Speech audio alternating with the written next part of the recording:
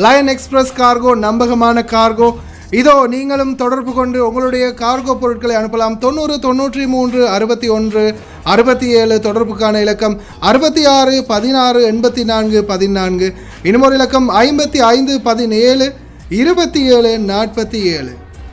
அதே போல் இன்னுமொரு இலக்கம் 50 53 79 39. இன்னுமொரு இலக்கம் 99 69 84 94.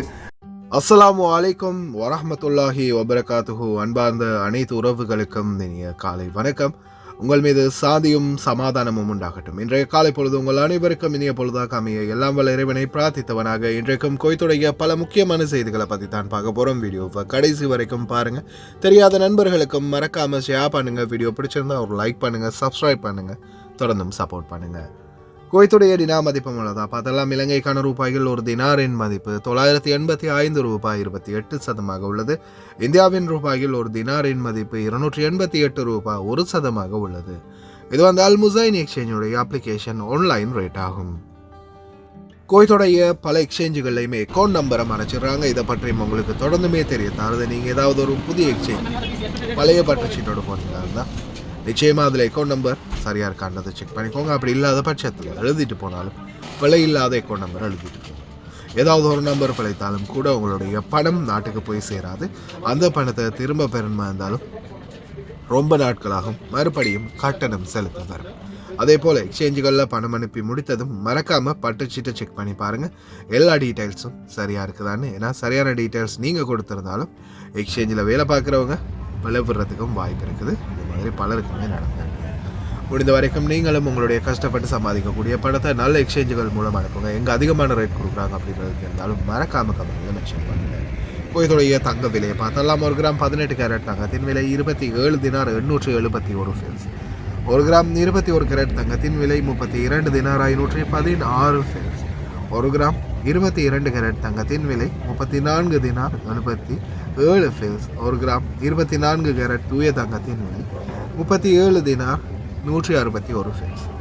இந்த நாட்களில் தங்க விலை தொடர்ந்தும் அதிகரித்து கொண்டே இருக்கின்றது. ட்ரம்ப் வெளிப்படையாக பேசினாலே பல வில்லங்கம் இருக்கும். இது ஏதோ விதிவிலக்கான நிகழ்வாம் தயாராக சொல்லிருக்கிறார் அரபு நாடுகளை. காலநிலையின் அதிரடி மாற்றம் இனி வரும் நாட்கள் மிகவும் மாற்றத்தோடையே இருக்கும். போலி வைத்தியர் கைது. குவைத்தை விட்டு வெளியேற முடியாது. யாருமே போகாதீங்க, போனால் திருப்பி அனுப்பப்படுவீங்க. மாணவர்களுக்குள் அடிதடியா? ரிப்போர்ட் பண்ணாதவர்களும் தவறு செய்தவர்களே. கோழி பற்றி நேற்றைய தினம் போட்ட வீடியோக்கு பல ரெஸ்பான்ஸ். பல வீடுகளில் இந்த மாதிரி சம்பவம் நடந்திருக்குது. கோழியை செக் பண்ணாமல் அடிக்கிறாதீங்க. பார்க்கலாம் அனைத்து தகவல்களையும். குவைத்துடைய காலநிலை ஆய்வாளர்கள் தொடர்ந்துமே காலநிலையுடைய மாற்றத்தை பற்றி தெரிவித்து கொண்டே வராங்க. குவைத்துடைய வானிலை ஆய்வாளர் ஈசால் ரமதான், வானிலை முன்னறிவிப்பு நிபுணர் ஈசால் ரமதான், வெப்பநிலை மற்றும் ஈரப்பதம் குறைந்து வருவது தொடர்கிறது. வரும் நாட்களில் இரவில் வானிலை மேம்படும். இன்று தொடங்கும் பகலை விட இரவு நீண்டதாக இருக்கும் அப்படின்னு தெரிவிச்சிருக்கிறாங்க. அதாவது இனி வரும் நாட்களில் அதிகாலை வேலை அப்படின்றது குறைந்தது 6 மணிக்கு 5:30 6 மணிக்கு பிறகுதான் சூரிய உதயத்தை காணக்கூடிய சூழல் வரலாம் அப்படின்னு தெரிவிக்கிறாங்க. அதே போல் தூசி புயல் வீசக்கூடும் அப்படின்னும் வானிலை ஆய்வாளர் பெதர் அல் அமீரா தெரிவிச்சிருக்கிறாரு. திங்கள் முதல் வியாழன் வரை இந்த தூசி காற்று இருக்கும் அப்படின்னு தெரிவிச்சிருக்கிறாங்க. ரொம்ப கவனமாக இருங்க. குறிப்பாக திறந்த வழிகளிலையும் பயணம் பண்ணக்கூடியவங்க. نشهد فيها الرطوبة العالية مع الرياح الجنوبية والنشاط في الرياح الشمالية الغربية مثيرة للغبار.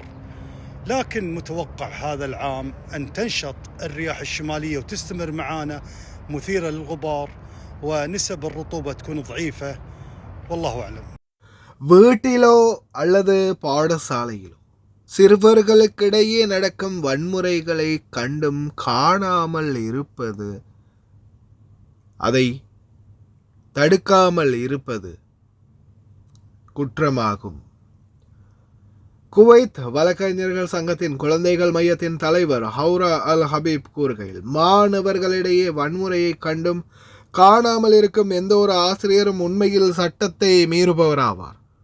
வீட்டு வன்முறை சட்டத்தின் பிரிவு 10 மற்றும் குழந்தைகள் பாதுகாப்பு சட்டத்தின் பிரிவு 27 ஆகியவை மாணவர்களுக்கு எதிரான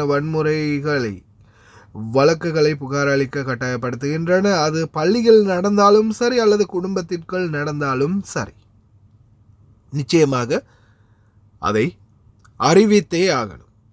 அதாவது 2 பேர் அடிச்சுக்கிறாங்கன்னு கண்டும் காணாமல் இருக்கக்கூடாது அப்படின்ற மாதிரி அவேர்னஸ் பண்ணியிருக்கிறாங்க. வாய் பேச முடியாத மாணவர்களுக்கும் உள்துறை அமைச்சகத்தினுடைய அவேர்னஸ் தொடர்ந்தும் நடந்து கொண்டே இருக்கின்றது.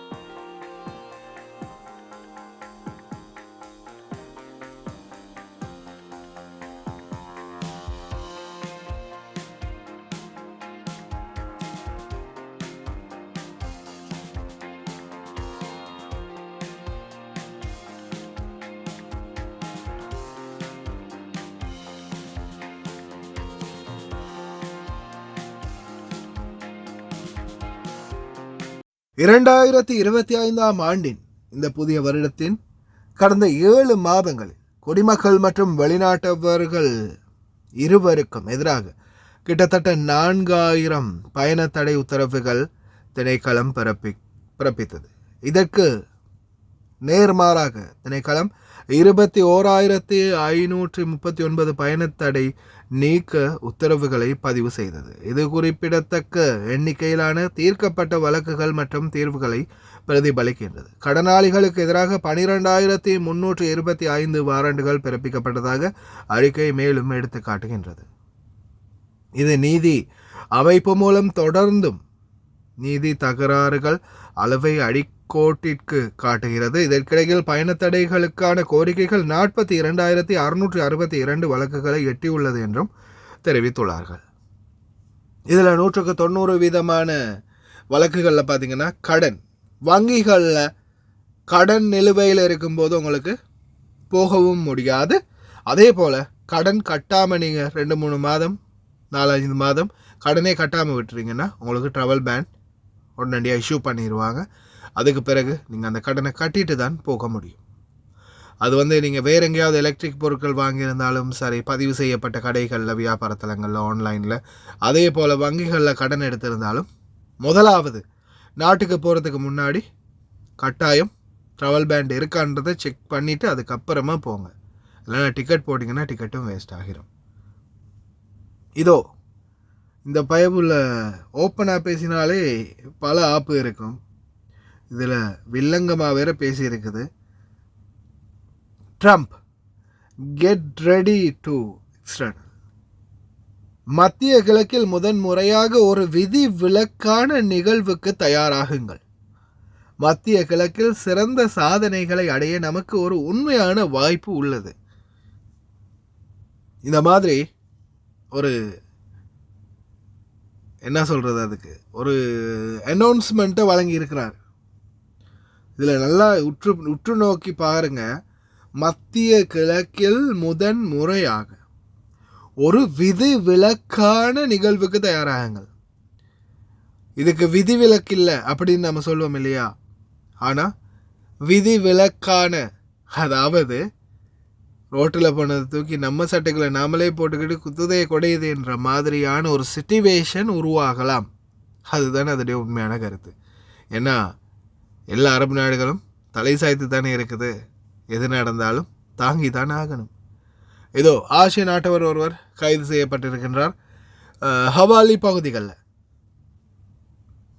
மாத்திரைகள், மருந்துகள் போலியான வைத்தியராக வழங்கிட்டு இருந்திருக்கிறாரு. உடனடியாக கைது பண்ணி இருக்கிறாங்க. அதே போல தான் இந்த ஒவ்வொரு பங்காளி மார்க்கெட், ஒரு மார்க்கெட் இருக்குது இந்த ஜிலிப் ஷோக்கில் மஹபூலாவில். இந்த மாதிரி மார்க்கெட்டுகளில் பொருள் வாங்கினால் விற்றாலும் குற்றம், அதே போல தான் இந்த மாதிரி இடங்களில் பொருட்கள் வாங்கினாலும் அது குற்றம்.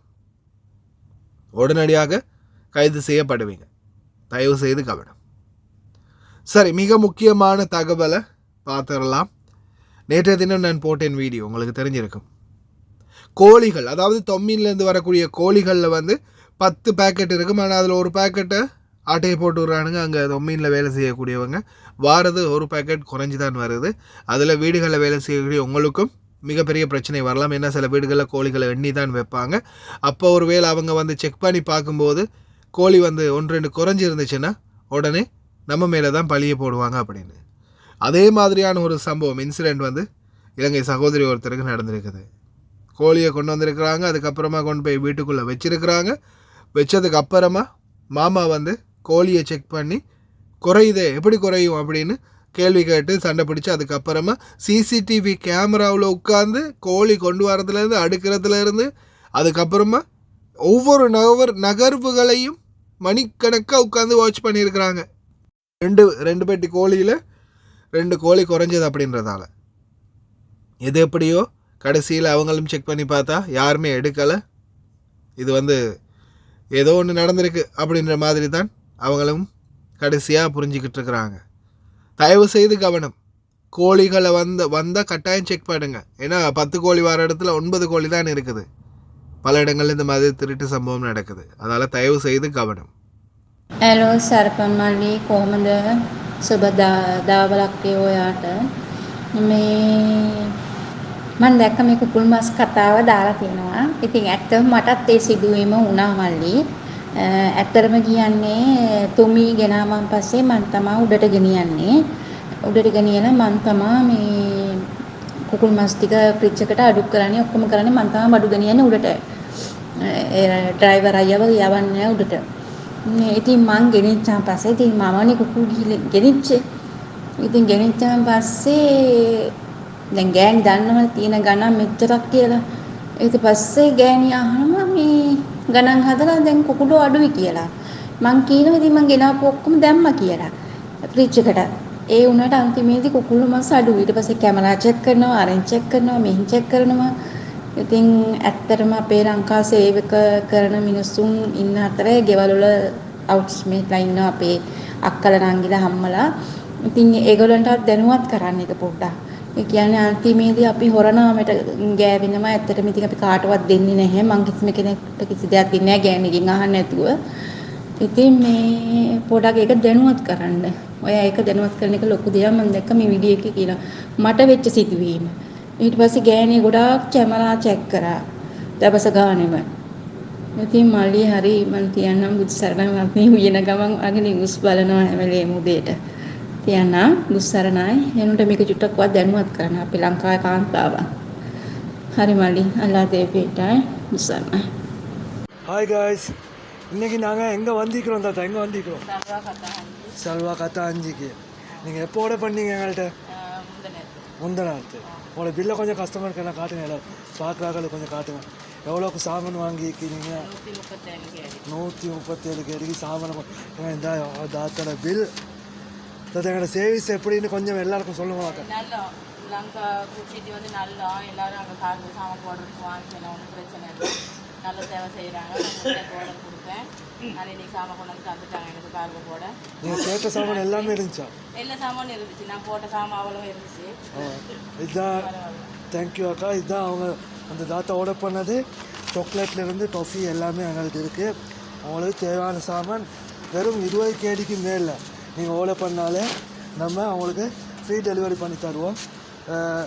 நீங்களும் கால் பண்ணலாம். ஸ்க்ரீனில் நம்பரை போட்டேன். ஓகே, இன்னொரு வீடியோவில் சந்திப்போம். தேங்க்யூ தாத்தா. ஓகே, பாய்.